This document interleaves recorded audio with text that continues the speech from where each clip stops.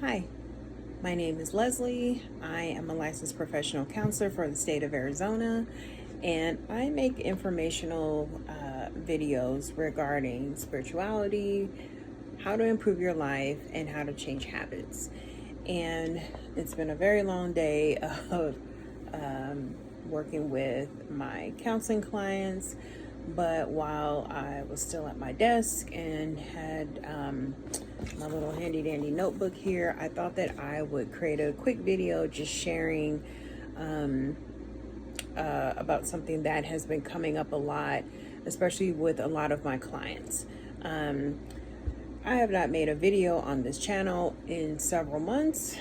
Um, like everybody, because, mental health professionals, we have our own lives and we, deal with some of the same stuff that everybody deals with. And one of the things that I deal with sometimes is analysis paralysis or perfectionism, wanting things to be perfect, wanting my setup to be absolutely perfect before, I do anything. And so one of the things that I have learned though is that, you just need to create. So you take the space that you're in, you provide good information, and you just go with it. So here we are. I hope that this video finds you well. I know that there's a lot of stuff going on in our world today, and it's a lot, and a lot of people are struggling.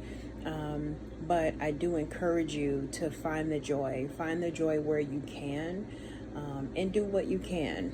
We can't do everything, but we can pick one thing and we can help in that one way. So just wanted to kind of throw that out there. But today, what I wanted to talk about really briefly is friendship. So we're in a time period where, and I'm going to try to make this video as short as possible, but we're in a time period where it seems very difficult to connect with other people.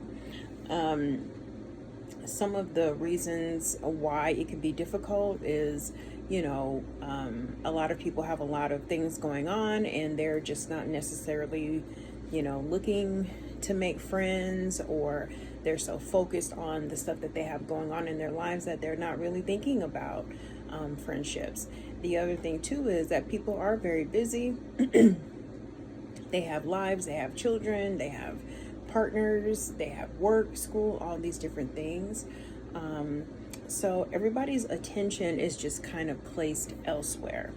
But with that also being said, some of us can find ourselves stuck in friendships, or not, I don't like the word stuck, but in friendships where we do feel stuck. And maybe these friendships need to end, and it can be very, very difficult to kind of navigate your way out of a friendship. There are several different reasons why it's hard to get away from friends. But so kind of taking a step back here, some of the reasons why you might find yourself dissatisfied in your friendship is, maybe you made friends with people when you were in a different period or point in your life. Maybe you're a different person now.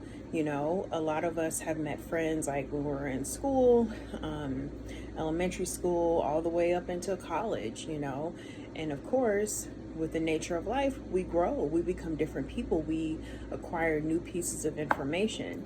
And so sometimes we kind of get out of alignment with the people who we once called friends. But, we often find ourselves feeling guilty. We feel guilty because maybe that friend has done some things for you. Maybe that friend has been there when you needed to vent, or talk about something. Maybe they were there when you had like really significant key events that happened in your life, like the loss of a parent or a loved one, or loss of a job, or something like that.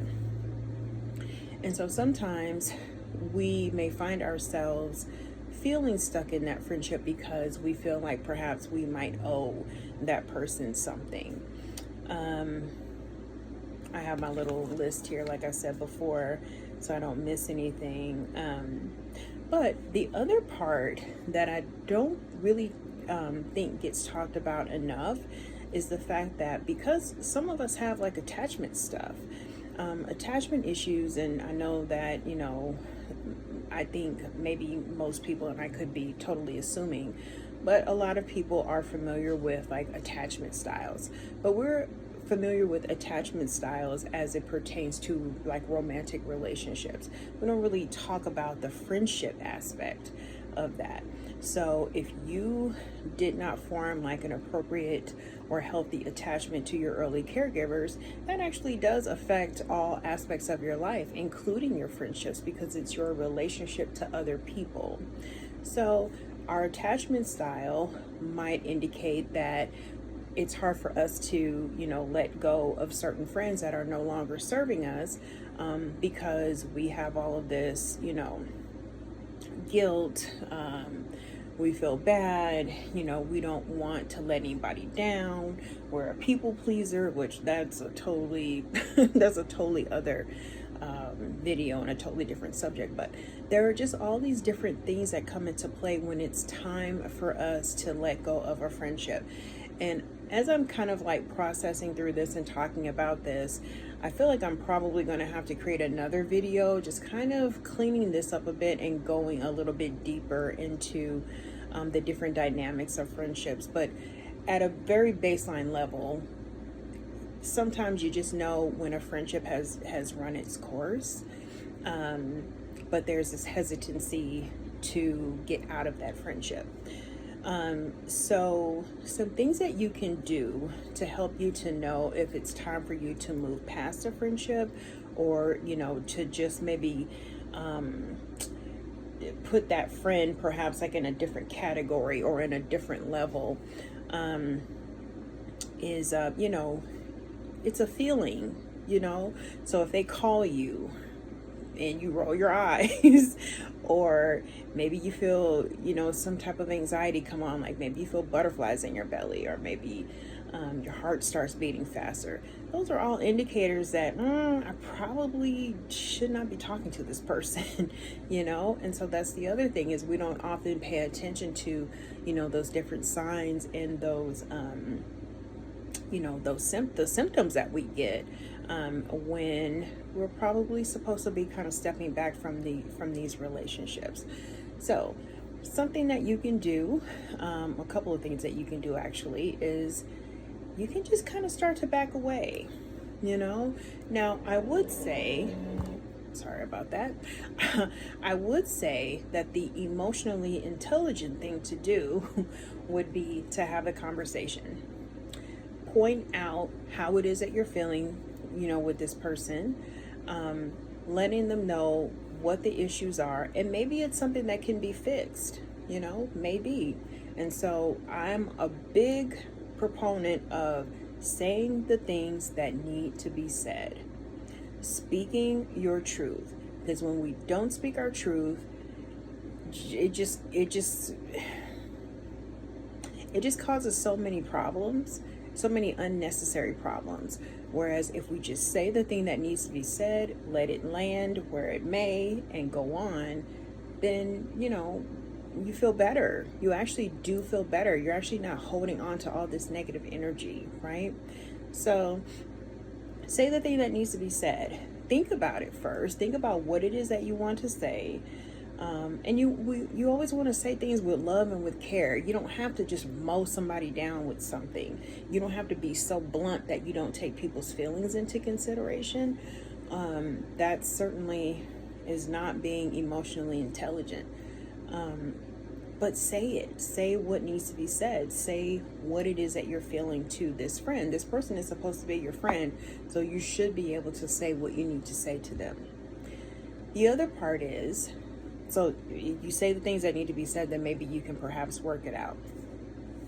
The other part is, if you're not quite ready to let go yet, but you know that there needs to be a shift or a change in the dynamic of this relationship, then start to kind of take a step back. You know, maybe you're not always available. Maybe you don't answer every phone call or text message or instant message or whatever, or DM or whatever. Maybe you don't answer everything right off, you know. Maybe you wait a couple hours or a couple of days and let them know, you know, that you were busy, you were preoccupied with something, and you know, need to get back to them or whatever. So just looking at my my calendar, I need to change the month. But anyway, yeah, so maybe you take a step back and maybe you're not you know, as available to them anymore, you know. But I would say ghosting somebody, it's not emotionally intelligent. We are focused on, or we should be focused on, being adults. When you are an adult, you don't have to ghost anybody. You don't have to run away from somebody. You don't have to, you know, throwing rocks and hiding your hands and all that kind of stuff. You don't have to do all that stuff. You're not in trouble. Nobody's going to come and, you know, do anything to you. You don't have to do all of that. And now that I say that part, that, you know, that's a video for another day, because I just had another idea. But anyway, you're not going to be in trouble. You get to actually advocate for yourself as an adult, and you know and you feel what works for you and what doesn't work for you, and it's all okay. But when we're sitting here and we're not saying the things that need to be said, we're not having the conversations, we are not taking the action steps that we need to take in order to make our lives better and contribute to our own wellness, it's not doing anybody any good. You are not being your most authentic self if you are not saying the things that need to be said. So that's what I have for today. I hope that this video is helpful. I know that it is all over the place. It is really, really rough, but I'm not really focused on that. You take the parts that apply to you, take the parts that might be helpful, and leave the rest. And hopefully as time goes on, I will get better, and you know, the videos will be a little bit more clean and whatnot. But I just wanted to say this. I felt like I needed to say this, and hopefully it will help someone. So peace be with you all. Take care of yourselves, and I'll see you next time.